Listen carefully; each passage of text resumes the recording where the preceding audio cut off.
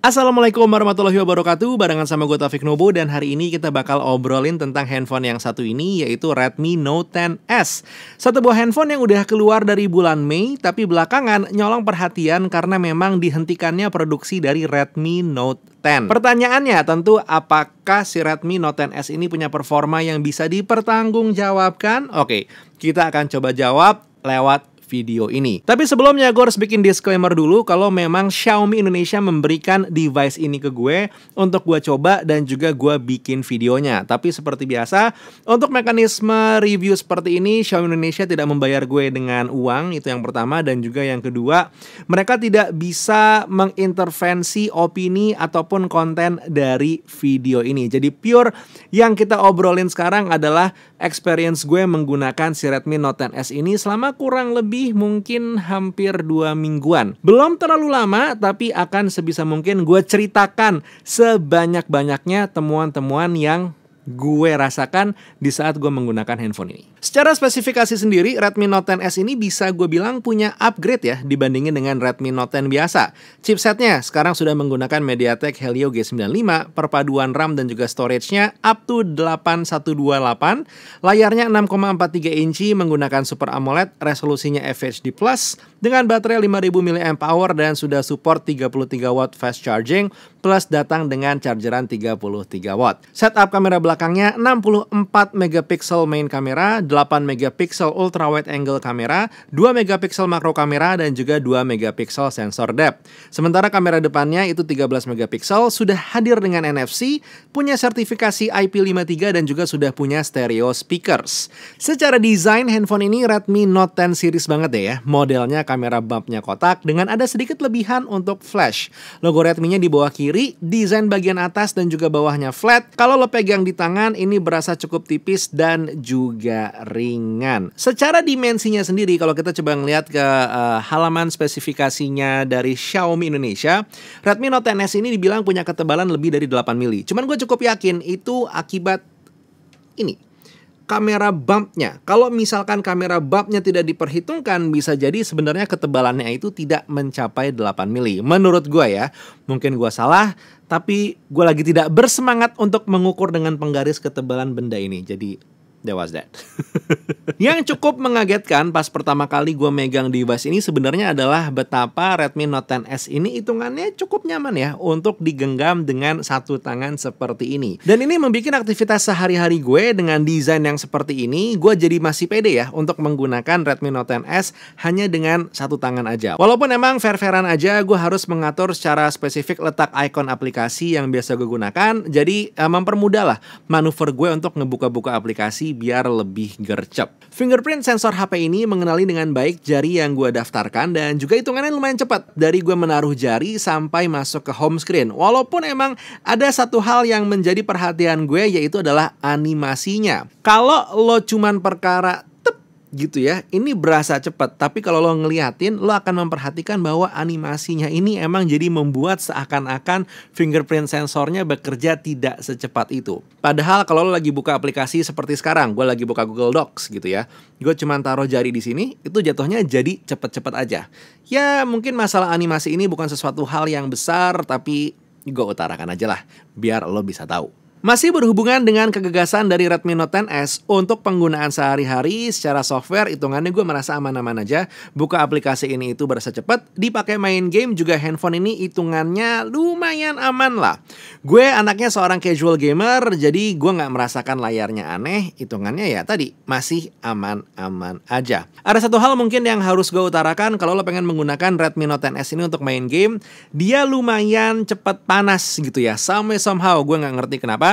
Karena di saat gue cuman buka Call of Duty Mobile, gue masuk ke satu buah room untuk main, tapi gue tinggalin karena ternyata gue harus gendong anak gue.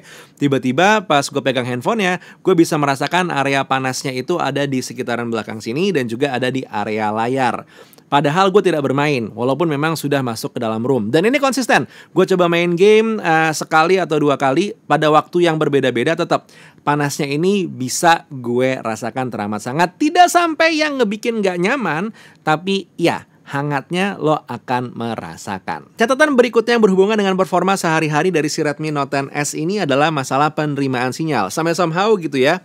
Di beberapa lokasi rumah gue yang kalau gue menggunakan handphone Android lain dia masih bisa menangkap sinyal, si Redmi Note 10S ini KO, dia nggak menangkap sinyal di lokasi yang biasanya gue menangkap sinyal. Jadi ya, catatan kecil aja, tidak sampai mempengaruhi kinerja harian teramat sangat. But kalau lo sangat bergantung dengan WiFi di rumah, mungkin hal ini bisa jadi pertimbangan lo sedikit. Nah, sekarang kita beralih ke masalah multimedia. Kalau misalkan kita coba multimediaan menggunakan Redmi Note 10S, ini nyaman banget untuk urusan layar karena reproduksi warnanya itu terasa rich, kontras, dan juga tajam. Sayangnya untuk urusan audio memang agak sedikit berbeda. Suara yang dikeluarin oleh stereo speakersnya dari Redmi Note 10S ini cenderung hanya kencang di bagian mid dan juga high, kurang detail di bagian bass. Oke, biasanya kalau kita ngomongin handphone Xiaomi suka ada yang nanya di komentar gitu ya, "Bang, iklannya masih ada apa enggak?" Ya, gini deh.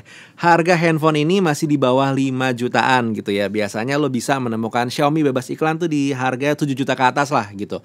Kalau yang seperti ini, ya lo tentu masih akan menemukan iklannya. Tapi sejujurnya gue sendiri selama beberapa minggu menggunakan device ini tidak terlalu terganggu dengan iklannya. Karena memang ya cukup sopan keluarnya gitu ya.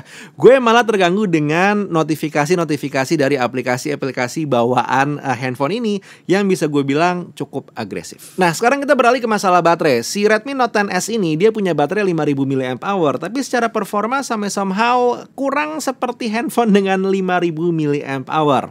Jadi gini, di saat gue coba YouTubean full 1 jam, full brightness, menggunakan koneksi GSM, dia menghabiskan daya dengan total 12%. Dan di saat yang bersamaan, gue coba cek screen on time yang gue punya saat daya itu habis dari 100 ke 38%. Data yang tertulis screen on time-nya itu hanya 2 jam 20 menit, ditambah dengan adanya maksimal penggunaan baterai pada sistem dan juga pada aplikasi Antutu. Performa baterai dari si Redmi Note 10S ini bisa gue bilang menjadi catatan utama gue pada dasarnya untuk daily usage dari si Redmi Note 10S ini.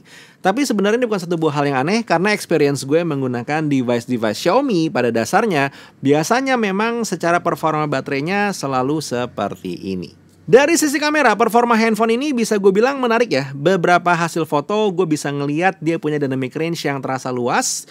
Pada beberapa hasil foto lain terasa cukup limited.